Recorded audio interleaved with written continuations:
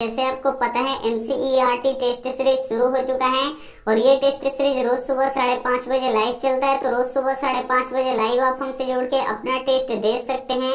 और आज की इस वीडियो में एनसीईआरटी बुक से 30 महत्वपूर्ण ऑब्जेक्टिव प्रश्न लिया गया है जो सभी विषयों का है। तो एक भी प्रश्न आप स्किप मत कीजिएगा, वीडियो को प्लीज आप लोग शुरू से लेकर अंत तक देखिएगा, क्योंकि ये जो 30 ऑब्जेक्टिव प्रश्न है ये बोर्ड परीक्षा 2021 के लिए काफी महत्वपूर्ण है। तो प्लीज आप लोग वीडियो को शुरू से लेकर अंत तक देखिएगा और चैनल को सब्सक्राइब नहीं किए तो चैनल को सब्सक्राइब कर लीजिएगा, साथ में बेल आइकन को ऑल पे दबा लीजिएगा ताकि जब भी क्लास हो तो आपके पास नोटिफिकेशन पहुंचता रहे। तो आइए शुरू करते हैं पहले नंबर प्रश्न से।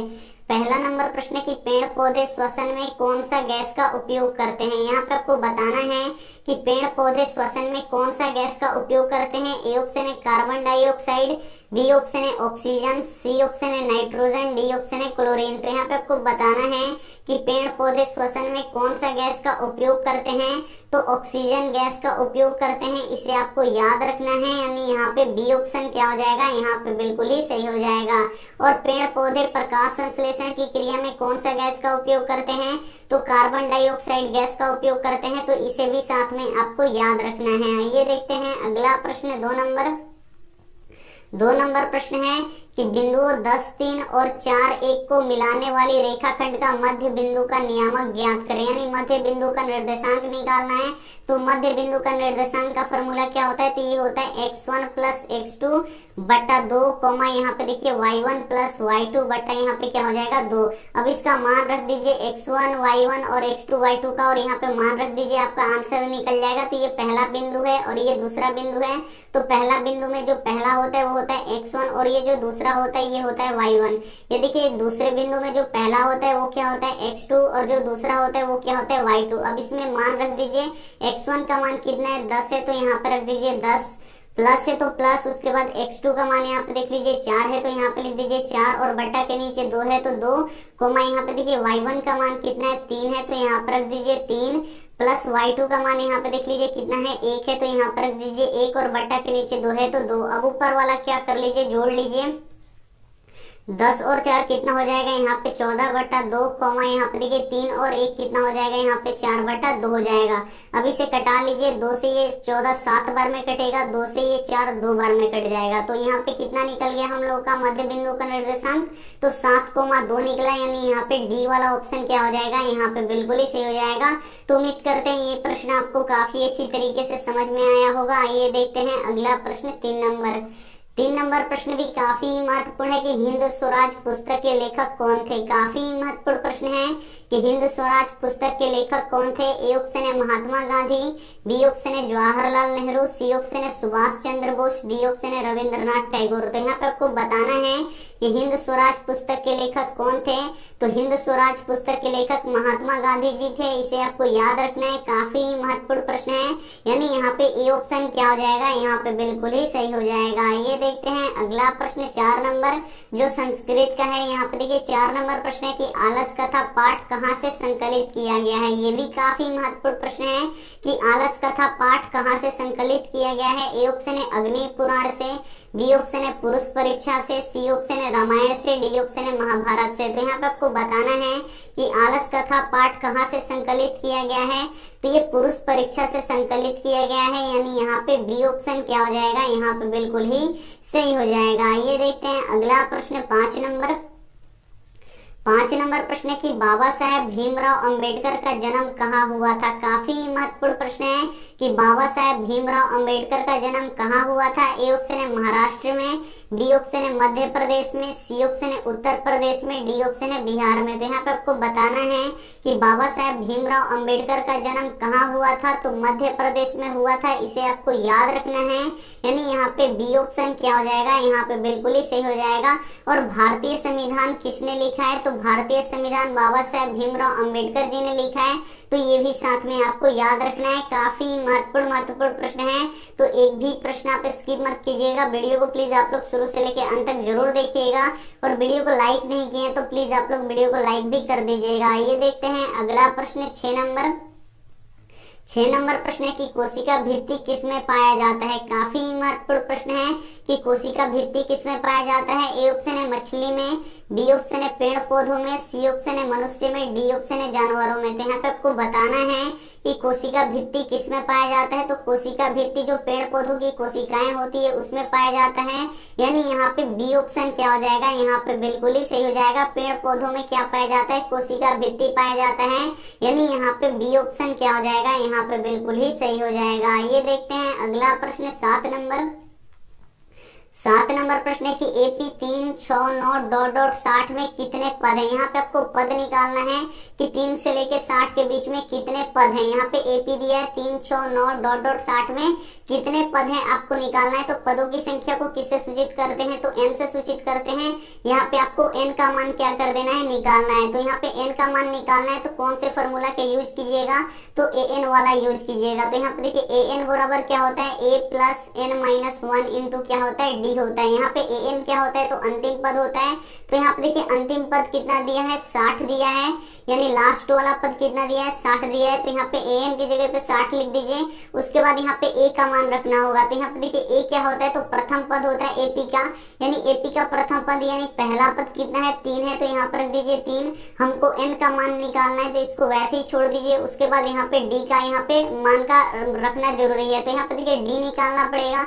तो d कैसे निकलेगा, तो ये दूसरे पद में से पहले पद को क्या करना पड़ता है, घटाना पड़ता है। तो दूसरा पद यहाँ पे देखिए 6 है और यहाँ पे पहला पद कितना है, 3 है। तो यहाँ पे लिख देंगे 6 माइनस 3, जब घटेगा तो कितना बचेगा, यहाँ पे 3 बचेगा, यानी यहाँ पे d का मान कितना निकल गया, यहाँ पे 3 निकल गया। अब इसमें रख दीजिए an, यानी अंतिम पद कितना है, यहाँ पे 60 है। तो यहाँ पर रख दीजिए 60। a यानी होता है प्रथम पद, यानी पहला पद कितना है, यहाँ पे निकला है a का मान 3। तो यहाँ पर रख दीजिए 3 प्लस n का मान हमको निकालना है। तो इसको वैसे ही छोड़ दीजिए। d का मान कितना है, 3 है। तो यहाँ पर रख दीजिए 3। अब इसमें क्या कर दीजिए, तीनों में ये जो 3 है ये इन दोनों में क्या करा दीजिए, गुणा करा दीजिए, क्योंकि ये जो 3 है ये दोनों के लिए है। तो यहाँ पे देखिए 60 बराबर ये हो गया 3 प्लस, यहाँ पे देखिए 3 में n से गुणा होगा तो ये 3n हो जाएगा, और यहाँ पे देखिए 3 में -1 से गुणा होगा तो ये -3 हो जाएगा। यहाँ पे आप लोग देख सकते हैं +3 और -3 आपस में क्या हो जाएंगे, कट जाएंगे। इधर बचेगा यहाँ पे 60 और उधर बचेगा 3n। अब यहाँ पे हमको n का मान निकालना है, यानी पदों की संख्या निकालना है। तो यहाँ पे देखिए क्या हो जाएगा, यहाँ पे 3 गुणा कर रहा है तो इधर आके क्या करेगा, भाग करेगा। नहीं, यहाँ पे देखिए 60/3 बराबर क्या हो जाएगा, यहाँ पे n हो जाएगा। कटा दीजिए, 3 से ये 60 कितना बार में कटेगा, 20 बार में कटेगा, यानी 20 बराबर कितना निकल गया, n निकल गया। यानी पदों की संख्या कितना निकल गया, 20 निकल गया। यानी यहाँ पे ए ऑप्शन क्या हो जाएगा, यहाँ पे बिल्कुल ही सही हो जाएगा। तो उम्मीद करते हैं ये भी प्रश्न आपको काफी अच्छी तरीके से समझ में आया होगा। आइए देखते हैं अगला प्रश्न, यहाँ पे 8 नंबर प्रश्न है कि बहादुर के नाम से दिल शब्द किसने उड़ा दिया। काफी महत्वपूर्ण प्रश्न है कि बहादुर के नाम से दिल शब्द किसने उड़ा दिया। ए ऑप्शन है निर्मला ने, बी ऑप्शन है किशोर ने, सी ऑप्शन है लेखक ने, डी ऑप्शन है लेखक के साले ने। 8 नंबर भी प्रश्न काफी महत्वपूर्ण है कि बहादुर के नाम से दिल शब्द किसने उड़ा दिया। जो बहादुर का नाम था वो दिल बहादुर था, इसका पूरा नाम, बहादुर का पूरा नाम क्या था, दिल बहादुर था। उसके आगे से दिल शब्द किसने उड़ा दिया, तो किसने उड़ा दिया, तो निर्मला ने उड़ा दिया। इसे आपको याद रखना है, यानी यहाँ पे ए ऑप्शन क्या हो जाएगा, यहाँ पे बिल्कुल ही सही हो जाएगा। और निर्मला कौन थी, तो लेखक की पत्नी थी। तो ये भी साथ में आपको याद रखना है। ये देखते हैं अगला प्रश्न 9 नंबर प्रश्न है कि जल दिवस कब मनाया जाता है। काफी महत्वपूर्ण प्रश्न है कि जल दिवस कब मनाया जाता है। ए ऑप्शन है 20 मार्च को, बी ऑप्शन है 22 मार्च को, सी ऑप्शन है 20 अप्रैल को, डी ऑप्शन है 23 अप्रैल को। तो यहाँ पे आपको बताना है कि जल दिवस कब मनाया जाता है। तो जल दिवस 22 मार्च को मनाया जाता है, इसे आपको याद रखना है। यानी यहाँ पे बी ऑप्शन क्या हो जाएगा, यहाँ पे बिल्कुल ही सही हो जाएगा। काफी महत्वपूर्ण प्रश्न है, तो एक भी प्रश्न आप स्किप मत कीजिएगा। वीडियो को प्लीज आप लोग शुरू से लेके अंत तक जरूर देखिएगा। ये देखते हैं अगला प्रश्न 10 नंबर जो हिंदी का है। 10 नंबर प्रश्न है कि स्वर्ण वर्ण कितने होते हैं। काफी महत्वपूर्ण प्रश्न है कि स्वर्ण वर्ण कितने होते हैं। ए ऑप्शन है 10, बी ऑप्शन है 11, सी ऑप्शन है 16, डी ऑप्शन है 21। तो यहाँ पे आपको बताना है कि स्वर वर्ण कितने होते हैं। तो स्वर वर्ण कितने होते हैं, 11 होते हैं। इसे आपको याद रखना है। काफी महत्वपूर्ण प्रश्न है, ऐसे ही प्रश्न बोर्ड परीक्षा में पूछे जाते हैं। ये तो हो गया हमारा स्वर वर्ण कितने होते हैं 11। अब यहाँ पूछता है एक और प्रश्न कि व्यंजन वर्ण कितने होते हैं। तो व्यंजन वर्ण कितने होते हैं, 33 होते हैं। इसे आपको यहाँ पे याद रखना है। आइए देखते हैं अगला प्रश्न यहाँ पे 11 नंबर। 11 नंबर प्रश्न है कि निम्न में से कौन एक परिमेय संख्या है। इसमें से आपको बताना है कि कौन एक परिमेय संख्या है। तो यहाँ पे देखिए रूट 2 है पहला ऑप्शन। तो यहाँ पे देखिए रूट 2 है तो यहाँ पे 2 का वर्गमूल नहीं निकलेगा। जब 2 का वर्गमूल नहीं निकलेगा तो इसमें रूट रह जाएगा, और जब ये रूट रह जाएगा तो ये अपरिमेय हो जाएगा। यहाँ पे देखिए 3 प्लस रूट 3, यहाँ भी देखिए रूट 3 है, इसका वर्गमूल नहीं निकल पाएगा, इसमें रूट रह जाएगा तो ये भी क्या हो जाएगा, यहाँ पे अपरिमेय हो जाएगा। लेकिन यहाँ पे देखिए क्या है 2 रूट 3 बटा रूट 3, तो यहाँ पे देखिए रूट 3 से रूट 3 कट जाएगा, कितना बचेगा, यहाँ पे 2 बचेगा। और 2 कौन सी संख्या है, तो ये परिमेय संख्या है। तो यहाँ पे मिल गया हमारा परिमेय संख्या। बोल रहा था प्रश्न कि निम्न में से कौन एक परिमेय संख्या है, तो ये सी वाला ऑप्शन क्या हो जाएगा, यहाँ पे बिल्कुल ही सही हो जाएगा। और यहाँ पे डी वाला भी ऑप्शन चेक कर लीजिए, रूट 7 है, रूट 7 का वर्गमूल नहीं निकलेगा, इसमें भी रूट रह जाएगा, तो ये भी क्या हो जाएगा, अपरिमेय हो जाएगा। यानी ए ऑप्शन, बी ऑप्शन और डी ऑप्शन ये क्या हो जाएगा, यहाँ पे अपरिमेय हो जाएगा। लेकिन सी वाला ऑप्शन क्या हो जाएगा, यहाँ पे परिमेय हो जाएगा। और प्रश्न भी पूछ रहा था कि निम्न में से कौन परिमेय है, तो यहाँ पे सी वाला ऑप्शन क्या है, परिमेय है, यानी यहाँ पे सी ऑप्शन क्या हो जाएगा, बिल्कुल ही सही हो जाएगा। ये देखते हैं अगला प्रश्न 12 नंबर प्रश्न है कि गुटेनबर्ग ने सबसे पहले किस पुस्तक की छपाई की। काफी महत्वपूर्ण प्रश्न है कि गुटेनबर्ग ने सबसे पहले किस पुस्तक की छपाई की। ए ऑप्शन है कुरान, बी ऑप्शन है गीता, सी ऑप्शन है रामायण, डी ऑप्शन है बाइबल। तो यहाँ पे आपको बताना है कि गुटेनबर्ग ने सबसे पहले किस पुस्तक की छपाई की, तो बाइबल की छपाई की, यानी यहाँ पे डी ऑप्शन क्या हो जाएगा, यहाँ पे बिल्कुल ही सही हो जाएगा। एक प्रश्न ये भी आता है कि आधुनिक छपखाना का आविष्कार किसने किया, तो आधुनिक छपखाना का आविष्कार गुटेनबर्ग ने किया, इसे आपको यहाँ पे याद रखना है। आइए देखते हैं अगला प्रश्न 13 नंबर भी प्रश्न काफी महत्वपूर्ण है कि आत्महत्या की थैली के नाम से किसे जानते हैं। काफी महत्वपूर्ण प्रश्न है कि आत्महत्या की थैली के नाम से किसे जानते हैं। ए ऑप्शन है लाइसोसोम को, बी ऑप्शन है नेफ्रॉन को, सी ऑप्शन है वृक्क को, डी ऑप्शन है दिल को। तो यहाँ पे आपको बताना है कि आत्महत्या की थैली के नाम से किसे जानते हैं, तो लाइसोसोम को जानते हैं, इसे आपको याद रखना है। यानी यहाँ पे ए ऑप्शन क्या हो जाएगा, यहाँ पे बिल्कुल ही सही हो जाएगा। आत्महत्या की थैली के नाम से किसे जानते हैं, तो लाइसोसोम को जानते हैं, यानी यहाँ पे ए ऑप्शन क्या हो जाएगा, यहाँ पे बिल्कुल ही सही हो जाएगा। एक प्रश्न ये भी पूछता है कि पावर हाउस ऑफ सेल किसे कहते हैं। काफी महत्वपूर्ण प्रश्न है ये भी कि पावर हाउस ऑफ सेल किसे कहते हैं, तो माइटोकॉन्ड्रिया को कहते हैं। यानी कोशिका का ऊर्जा गृह किसे कहते हैं, तो माइटोकॉन्ड्रिया को कहते हैं। तो ये भी साथ में आपको याद रखना है। आइए देखते हैं अगला प्रश्न 14 नंबर भी प्रश्न संस्कृत का है। यहाँ पे देख लीजिए दधीची के हड्डी से क्या बनता है। काफी महत्वपूर्ण प्रश्न है कि दधीची की हड्डी से क्या बनता है। ए ऑप्शन है तलवार, बी ऑप्शन है त्रिशूल, सी ऑप्शन है इंद्र का वज्र, डी ऑप्शन है तीर धनुष। तो यहाँ पे आपको बताना है कि दधीची की हड्डी से क्या बनता है, तो दधीची की हड्डी से इंद्र का वज्र बनता है, यानी यहाँ पे सी ऑप्शन क्या हो जाएगा, यहाँ पे बिल्कुल ही सही हो जाएगा। ये देखते हैं अगला प्रश्न 15 नंबर प्रश्न है कि भारत में पहला जूट मिल किस शहर में स्थापित किया गया। ये भी काफी महत्वपूर्ण प्रश्न है कि भारत में पहला जूट मिल किस शहर में स्थापित किया गया। ए ऑप्शन है कोलकाता में, बी ऑप्शन है दिल्ली में, सी ऑप्शन है मुंबई में, डी ऑप्शन है पटना में। तो यहाँ पे आपको बताना है कि भारत में पहला जूट मिल किस शहर में स्थापित किया गया, तो कोलकाता में स्थापित किया गया, इसे आपको याद रखना है। यानी यहाँ पे ए ऑप्शन क्या हो जाएगा, यहाँ पे बिल्कुल ही सही हो जाएगा। एक प्रश्न ये भी पूछता है कि भारत की वित्तीय राजधानी किसे कहते हैं, तो मुंबई को कहते हैं, तो इसे भी साथ में आपको याद रखना है। काफी महत्वपूर्ण प्रश्न है, तो एक भी प्रश्न आप स्किप मत कीजिएगा। वीडियो को प्लीज आप लोग शुरू से लेके अंत तक जरूर देखिएगा। ये देखते हैं अगला प्रश्न 16 नंबर प्रश्न ये हिंदी व्याकरण से है कि निम्नलिखित शब्दों में से कौन सा समूहवाचक संज्ञा है। इसमें से आपको बताना है कि कौन समूहवाचक संज्ञा है। ए ऑप्शन है राम, बी ऑप्शन है तेल, सी ऑप्शन है सभा, डी ऑप्शन है चावल। तो यहाँ पे आपको बताना है कि निम्नलिखित शब्दों में से कौन समूहवाचक संज्ञा है। तो यहाँ पे देखिए जिससे समूह का बोध होता है उसे समूहवाचक संज्ञा कहते हैं। जैसे यहाँ पे सभा, सभा से समूह, ये सभा क्या होता है, तो ये व्यक्तियों का समूह होता है, इसे समूह का बोध हो रहा है, यानी यहाँ पे सभा क्या हो जाएगा, समूहवाचक संज्ञा हो जाएगा। यानी यहाँ पे सी ऑप्शन क्या हो जाएगा, यहाँ पे बिल्कुल ही सही हो जाएगा। और यहाँ पे देखिए राम, राम क्या है, नाम है, तो ये कौन सी संज्ञा होगा, तो ये व्यक्तिवाचक संज्ञा होगा। और तेल क्या होगा, यहाँ पे द्रव्यवाचक संज्ञा होगा, तो इसे भी साथ में आपको याद रखना है। आइए देखते हैं अगला प्रश्न 17 नंबर प्रश्न है कि तंत्रिका कोशिका कितने प्रकार के होते हैं। काफी महत्वपूर्ण प्रश्न है कि तंत्रिका कोशिका कितने प्रकार के होते हैं। ए ऑप्शन है 1, बी ऑप्शन है 2, सी ऑप्शन है 3, डी ऑप्शन है 4। 17 नंबर भी प्रश्न काफी महत्वपूर्ण है कि तंत्रिका कोशिका कितने प्रकार के होते हैं, तो ये 3 प्रकार के होते हैं, इसे आपको याद रखना है। यानी यहाँ पे सी ऑप्शन क्या हो जाएगा, यहाँ पे बिल्कुल ही सही हो जाएगा। और शरीर में सबसे लंबी कोशिका किसकी होती है, तो तंत्रिका कोशिका की होती है, तो ये भी साथ में आपको याद रखना है। आइए देखते हैं अगला प्रश्न 18 नंबर प्रश्न है कि रैखिक समीकरण युग्म 2x प्लस 2, यहाँ पे x प्लस 2y बराबर 5 तथा 3x प्लस 12y बराबर 10 का कितना हल होगा। इसका बताना है कि कितना हल होगा। तो सबसे पहले आपको चेक करना पड़ेगा कि इसका आलेख कैसा होगा। तो यहाँ पे देखिए a1 बटा a2 सबसे पहले आपको निकालना पड़ेगा। तो यहाँ पे देखिए जो x में गुणा करता है वो क्या होता है, पहले समीकरण में a1 होता है, और जो y में गुणा करता है वो b1 होता है, और जिसमें x y कुछ भी नहीं होता वो क्या होता है, c1 होता है। और ये है दूसरा समीकरण। तो दूसरे समीकरण में जो x में गुणा करता है वो क्या होता है, यहाँ पे a2, और जो y में गुणा करता है वो b2, और जिसमें x y कुछ भी नहीं होता है वो क्या होता है, c2। अब यहाँ पे आपको a1 का मान रखना है और यहाँ पे a2 का मान रखना है। तो a1 कितना है, तो x में क्या गुणा कर रहा है, कुछ भी नहीं कर रहा है, जहाँ पे कुछ भी नहीं होता है वहाँ पे क्या होता है, 1 होता है। और a2 का मान कितना है, 3 है, तो यहाँ पर रख दीजिए 3।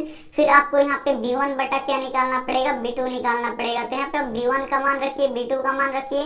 तो b1 का मान यहाँ पे 2 है और b2 का मान कितना है, यहाँ पे आप लोग देख सकते हैं 12 है, कट रहा है तो कटा दीजिए, 2 एकम 2, 2 छक्के 12, यानी कितना आ गया, 1/6। यहाँ पे आप लोग देख सकते हैं कि a1 बटा a2 बराबर नहीं है b1 बटा b2 के। अब तीसरा बराबर हो या ना हो कोई मतलब नहीं है। यहाँ पे देखिए a1 बटा a2 बराबर नहीं है, यहाँ पे देखिए b1 बटा b2 के। तो ये क्या होता है, जब a1 बटा a2 बराबर नहीं होता है b1 बटा b2 के, तो आलेख कैसा होता है, प्रतिच्छेदी होता है। और जब प्रतिच्छेदी आलेख होता है तो इसका कितना हल होता है, 1 हल होता है। यानी यहाँ पे ए ऑप्शन क्या हो जाएगा, यहाँ पे बिल्कुल ही सही हो जाएगा। तो उम्मीद करते हैं ये भी प्रश्न आपको काफी अच्छी तरीके से समझ में आया होगा। आइए देखते हैं अगला प्रश्न 19 नंबर।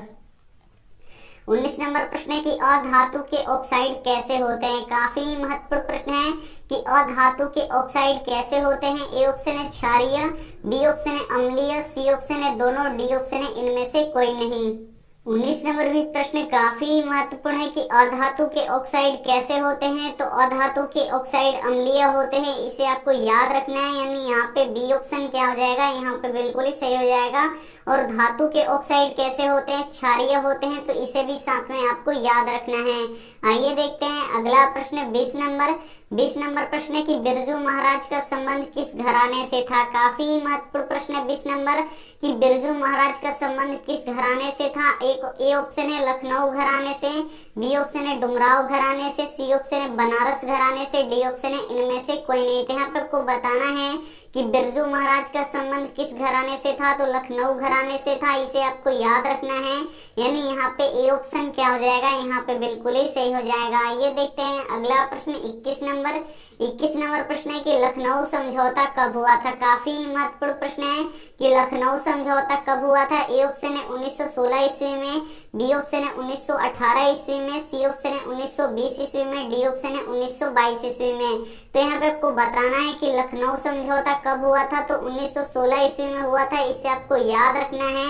यानी यहाँ पे ए ऑप्शन क्या हो जाएगा, यहाँ पे बिल्कुल ही सही हो जाएगा। काफी महत्वपूर्ण प्रश्न है, तो एक भी प्रश्न को आप स्किप मत कीजिएगा। वीडियो को प्लीज आप लोग शुरू से लेके अंत तक जरूर देखिएगा। आइए देखते हैं अगला प्रश्न 24 नंबर। 24 नंबर प्रश्न है कि उपचयन वह प्रक्रिया है जिसमें ए ऑप्शन है ऑक्सीजन का योग होता है, बी ऑप्शन है ऑक्सीजन का ह्रास होता है, सी ऑप्शन है इलेक्ट्रॉन का योग होता है, डी ऑप्शन है इलेक्ट्रॉन का वियोग होता है। तो यहाँ पे आपको बताना है कि उपचयन वह प्रक्रिया है जिसमें क्या होता है, तो ऑक्सीजन जुटता है, यानी ऑक्सीजन का योग होता है, इसे आपको याद रखना है। उपचयन की क्रिया में ऑक्सीजन का क्या होता है, योग होता है, यानी ऑक्सीजन जुटता है। यानी यहाँ पे क्या हो जाएगा, ए ऑप्शन क्या हो जाएगा, यहाँ पे बिल्कुल ही सही हो जाएगा। और अपचयन की अभिक्रिया क्या है, तो अपचयन की अभिक्रिया में क्या होता है कि ऑक्सीजन का ह्रास होता है, ऑक्सीजन बाहर निकलता है टूटकर। तो ये भी साथ में आपको याद रखना है। उपचयन वह प्रक्रिया है, इसमें क्या होता है, तो ऑक्सीजन का योग होता है, और अपचयन में क्या होता है, ऑक्सीजन का ह्रास होता है। तो दोनों को ही याद रखना है। दोनों ही प्रश्न बोर्ड परीक्षा में काफी बार पूछे जाते हैं। आइए देखते हैं अगला प्रश्न 22 नंबर। 22 नंबर प्रश्न की समीकरण x प्लस 2y बराबर 9 में यदि x बराबर 1 हो तो y का मान ज्ञात करें। एक समीकरण दिया है x प्लस 2y बराबर 9 और बोल रहा है कि x बराबर 1 है तो y का मान क्या कर दीजिए, निकाल दीजिए। तो यहाँ पे देखिए जहाँ पे x है वहां पे x का मान रख दीजिए तो y का मान क्या हो जाएगा, निकल जाएगा। x का मान कितना दिया है, 1 दिया है तो यहाँ पे x की जगह पे 1 रख देंगे, प्लस है तो प्लस, 2y है तो 2y बराबर 9 है तो यहाँ पे 9। अब यहाँ पे आपको y का मान निकालना है तो सबसे पहले 1 को बराबर के उधर भेजना पड़ेगा। तो यहाँ पे देखिए प्लस 1 है तो बराबर के उधर जाएगा तो क्या हो जाएगा, -1 हो जाएगा और इधर क्या बचेगा हमारा 2y बराबर 9 माइनस क्या हो जाएगा, 1 हो जाएगा। तो 2y बराबर 9 में से 1 गया 8। अब यहाँ पे देखिए 2 इधर गुणा कर रहे हैं तो इधर आके क्या करेगा, भाग करेगा, नहीं बट्टा के नीचे आ जाएगा ये। अब कटा दीजिए, 2 चौका कितना हो जाएगा 8, यानी y बराबर कितना निकल गया हमारा 4 निकल गया। यानी यहाँ पे सी ऑप्शन क्या हो जाएगा, यहाँ पे बिल्कुल ही सी हो जाएगा। तो उम्मीद करते हैं ये भी प्रश्न आपको काफी अच्छी तरीके से समझ में आया होगा। आइए देखते हैं अगला प्रश्न 23 नंबर। 23 नंबर प्रश्न हिंदी का है कि हाथ मलना मुहावरे का सही अर्थ क्या है। यहाँ पे आपको बताना है कि हाथ मलना मुहावरे का सही अर्थ क्या है। ए ऑप्शन है पछताना, बी ऑप्शन है दुखी होना, सी ऑप्शन है मांग करना, डी ऑप्शन है पीछे रहना। तो यहाँ पे आपको बताना है कि हाथ मलना मुहावरे का सही अर्थ क्या है। तो हाथ मलना मुहावरे का सही अर्थ पछताना होता है, इसे आपको याद रखना है। यानी यहाँ पे ए ऑप्शन क्या हो जाएगा, यहाँ पे बिल्कुल ही सही हो जाएगा।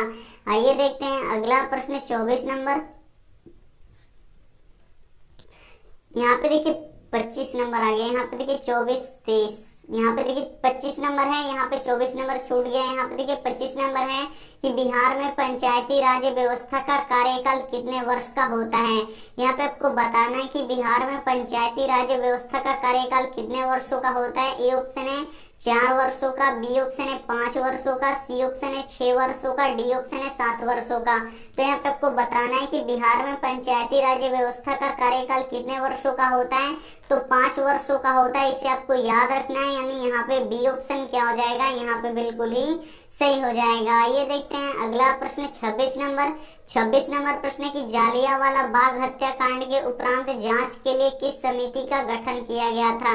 ए ऑप्शन है डायर समिति, बी ऑप्शन है चेम्सफोर्ड समिति, सी ऑप्शन है हंटर समिति, डी ऑप्शन है यहाँ पे जालिया समिति। तो यहाँ पे आपको बताना है कि जालियांवाला बाग हत्याकांड के उपरांत जांच के लिए किस समिति का गठन किया गया था। तो हंटर समिति का गठन किया गया था, इसे आपको याद रखना है।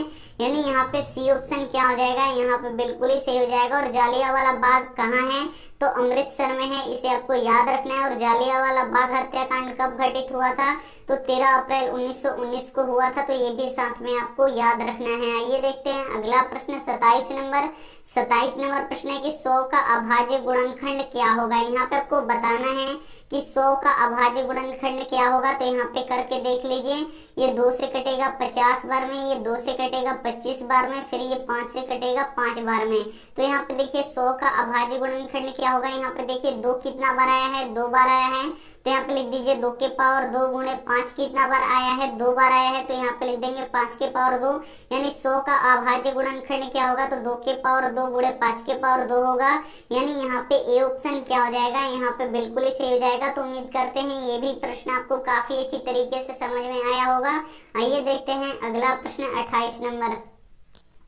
28 नंबर प्रश्न की सेन साहब की आंखों का तारा कौन था। ये भी काफी महत्वपूर्ण प्रश्न है कि सेन साहब की आंखों का तारा कौन था। ए ऑप्शन है मदन, बी ऑप्शन है कार, सी ऑप्शन है खोखा, डी ऑप्शन है खोखी। तो यहाँ पे आपको बताना है कि सेन साहब की आंखों का तारा कौन था। तो खोखा था, जिसका नाम कासू भी था। तो ये भी साथ में आपको याद रखना है। यानी यहाँ पे सी ऑप्शन क्या हो जाएगा, यहाँ पे बिल्कुल ही सही हो जाएगा। ये देखते हैं अगला प्रश्न 29 नंबर।